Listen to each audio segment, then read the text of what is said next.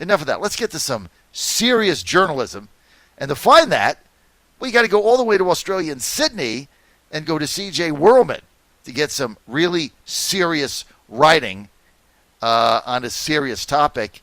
And he's with us now. InsideArabia.com. He's a senior correspondent and contributor to InsideArabia.com. I go to InsideArabia.com. I do two things every day. I get up. This is honest truth.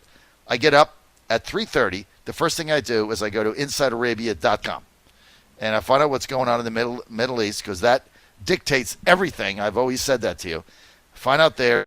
Go to the Virginia Star. Find out what's happening here in Virginia. Like Inside Arabia, the Virginia Star, you're good to go. Go to InsideArabia.com. You got a bookmark that.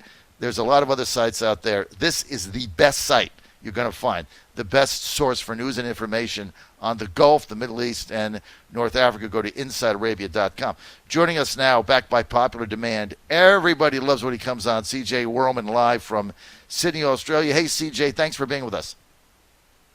John, I've got to say, I do a lot of radio programs and the sort, but you always give me the best introductions.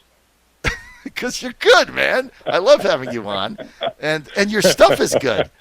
But no, yeah. You got to read C.J. Werleman, and also you got a very engaging writing style. So I always get into your articles. I always get drawn in, and you had one up earlier, a couple of weeks back, and I always said, man, I have to talk about it. But now it's pertinent, more pertinent than ever, because of what you said yesterday about the UAE and how they're the whole thing is kind of a facade. You had a piece up the other day, a couple weeks ago, and you said, and the title of it is, "There's no Muslim liberation cause the United Arab Emirates, the UAE, will not sabotage." And your piece starts with, when you piece all strands of UAE's foreign policy together, what you have is a Muslim-led country standing in firm opposition to Muslims who seek freedom from occupation, discrimination, and persecution. How are Muslims discriminated against in the UAE, which is a Muslim country? How does this work? Well, you pretty much pick any point on an atlas, pick a country, and I'll explain to you how the UAE is somehow discriminating or aiding in the persecution of that Muslim minority. We can start with China. China is carrying out, what is the largest industrial scale persecution of religious minorities since the Holocaust. We're talking of upwards of 3 million Uyghur Muslims, ethnic Uyghur Muslims, detained in concentration camps, where forced sterilizations, forced family separations, forced adoptions, live organ transplant programs, where they're actually removing the organs of Muslim detainees and selling those organs onto the black market to black market organ transplantation recipients. I mean, these are the worst crimes. The worst crimes of the 20th century are being revisited on us today. If you look at Kashmir, and China endorses that. In fact, the UAE endorses what's happening in China. When the United States came out and issued alongside Australia and the EU, they issued a condemnation for the United Nations of what China is doing against the ethnic Uyghur in East Turkestan, or what China refers to as Xinjiang. You had the UAE alongside Saudi Arabia, alongside Oman, and the other Gulf monarchies come and express support for these concentration camps, expressing sympathy for the fact that these forced indoctrination camps need to be put in place to control their pesky Muslim minority. If we go to Kashmir, the UAE supports what India is doing, the Indian colonial project in Kashmir. Since August 5th of last year, India has begun its Hindu settler colonial project there. The intention is they already have almost 1 million Indian soldiers in the disputed territory.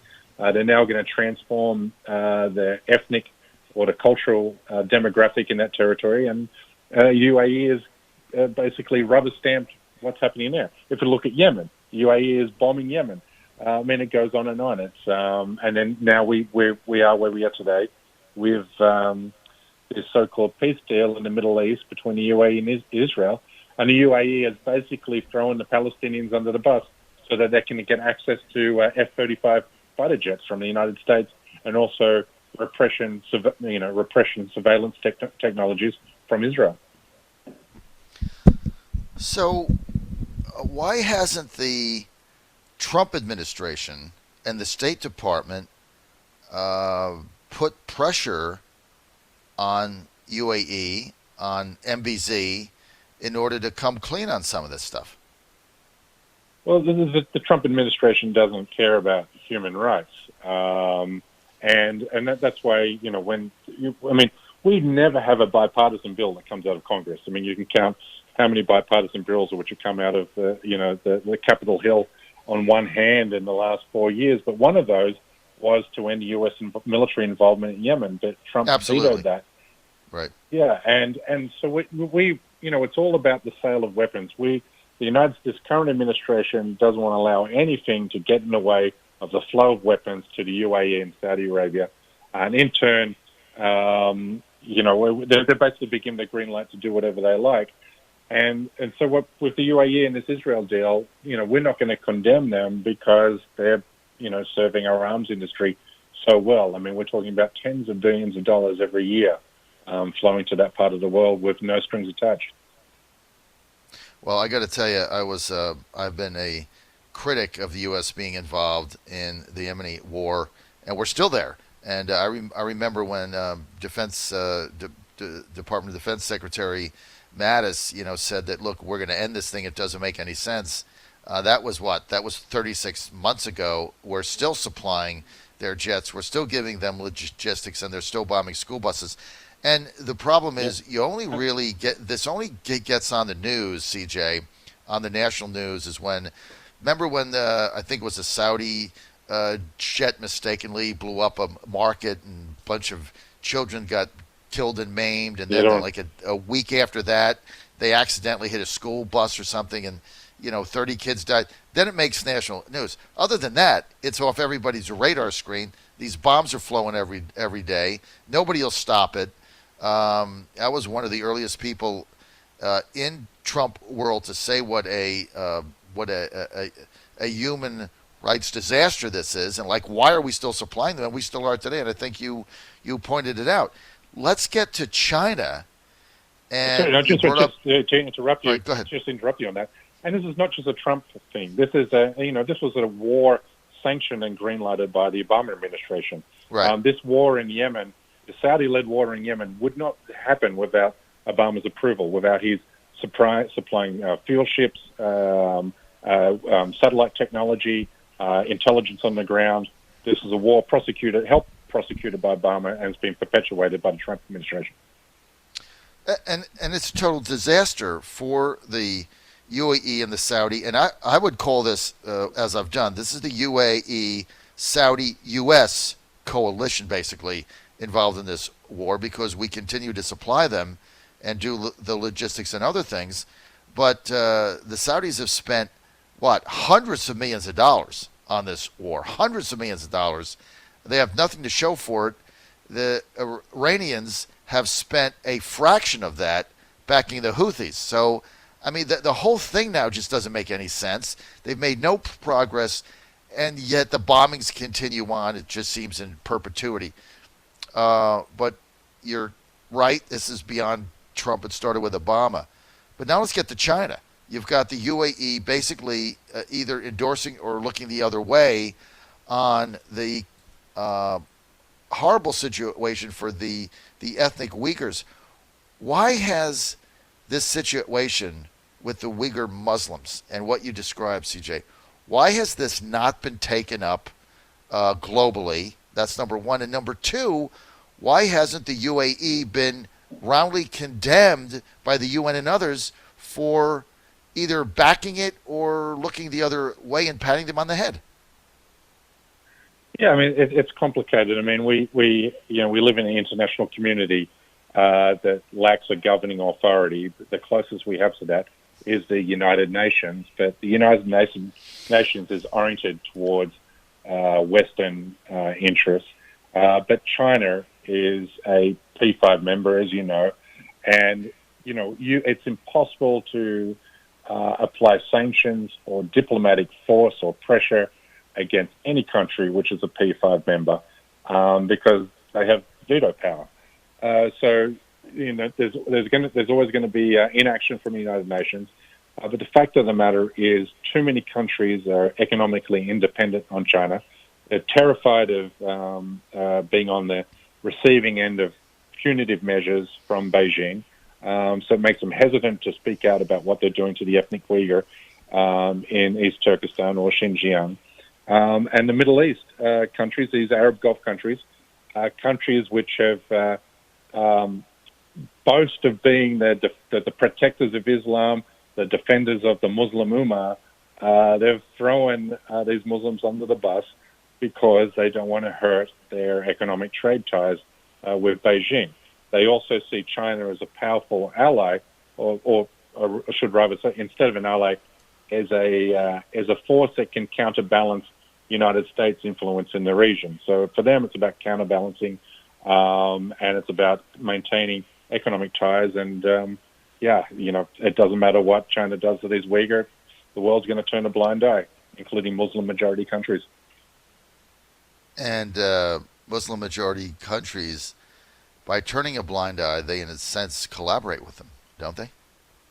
Well, this is the irony. I mean, you've got these Muslim majority countries which are expressing support for what China's doing to the ethnic Uyghur Muslims in Xinjiang, but you've got the Trump administration, which has a track record of expressing hostility towards Muslims, actually applying sanctions to the Chinese Communist Party officials, which are carrying out the persecution of Uyghur Muslims in Xinjiang. So that's the extraordinary paradox that we live in today. It is unbelievable, but listen, I'm glad that we're talking about this because, as you know, I'm not a fan of the UAE or MBZ, and part of what they've done, but also, and you pointed this out in the article, they've also been involved in Libya, and the UAE has been sending arms, and they've backed General Haftar there, and the violence that he's perpetrated against pro-democracy, anti-ISIS, anti-dictator Libyans. And again, it seems like the U.S. policy is to just look the other way. Let's talk. Can you elaborate on the Libya situation and the United Arab Emirates involvement there? And we're with, so everybody knows, we're with C.J. Werleman. C.J. is a senior correspondent and writer for Inside Arabia. Go to InsideArabia.com. That's my source for news and analysis on the Middle East, the Gulf, and North Africa. Go to InsideArabia.com. He's live in Sydney with us. What you're talking about as far as Libya is concerned, I mean, that's extraordinary. I mean, we have General Haftar, who's a brutal military dictator. He actually was living as an exile in the United States. At one point, had close ties with the CIA. But once he went to Libya, returned to Libya, the CIA didn't want anything to do with him. He's actually been running counter to U.S. interests in that country. His militias are considered the most violent terrorist groups in all of Africa. They're slaughtering pro-democracy Libyans in Tripoli. They're slaughtering the same people that rose up against ISIS groups in Sirte and Benghazi. This is you have the UAE, on the other hand, our ally, the same country we're funneling billions and billions of dollars of weapons to every year with no strings attached, who's actually supporting this guy, this guy is operating counter to U.S. strategic and national interests, but we still keep turning a blind eye to it. So it just shows the extraordinary power and unfettered access UAE has to in carrying out its foreign policy in this part of the world. You're on the John Fredericks Radio Network. We're live with writer C.J. Werleman. He's a senior correspondent for Inside Arabia. Go to InsideArabia.com. They're based in Washington, D.C., where I am, InsideArabia.com. C.J. Werleman with us. C.J., let me ask you this. What is MBZ's overall objective? What is UAE trying to gain What's their end game here? Well, I mean, their end game is, they only have two foreign policy concerns. MBZ's concern is Iran and the Muslim Brotherhood. When they saw, all these Arab Gulf monarchies, they kept a close eye of what was happening in the Arab Spring, particularly in Egypt. They saw the Egyptian military dictator Mubarak get thrown out, and that sent a chilling effect through all of their royal palaces, and they made a vow that this would not happen to them. So they live in paranoia from political Islamist groups, and the only really organized political groups in that part of the world are Islamist parties.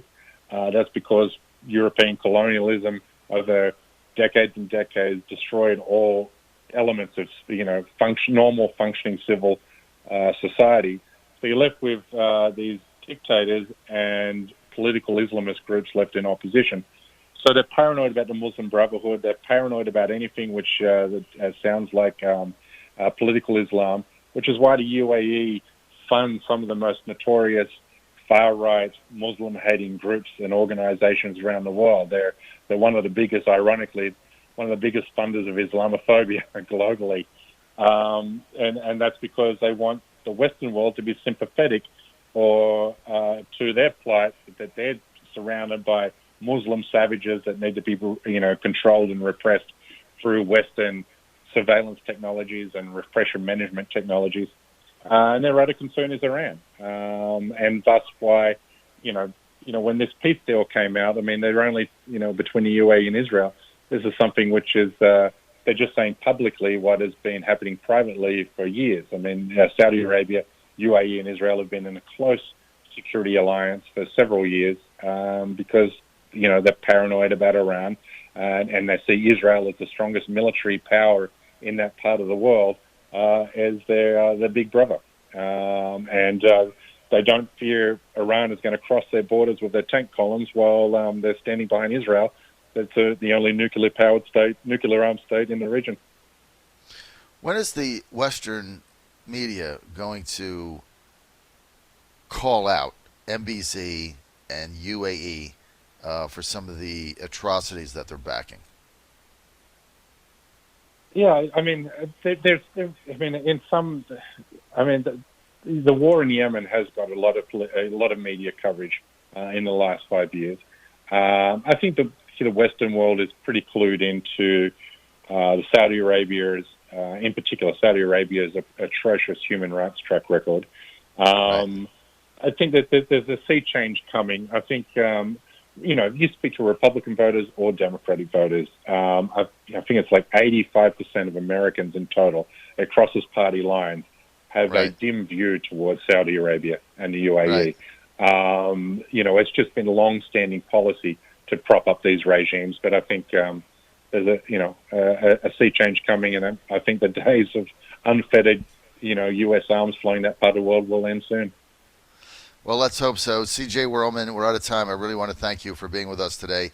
CJ live in Sydney, Australia, senior correspondent, Inside Arabia. Go to InsideArabia.com. They're based in Washington, D.C. That is the best source you are going to find for top news and analysis and insight on the Middle East, the Gulf, and North Africa. CJ, thanks for being with us, man. Thank you. I always appreciate it. Thanks, John. Always a pleasure. All right, CJ Werleman,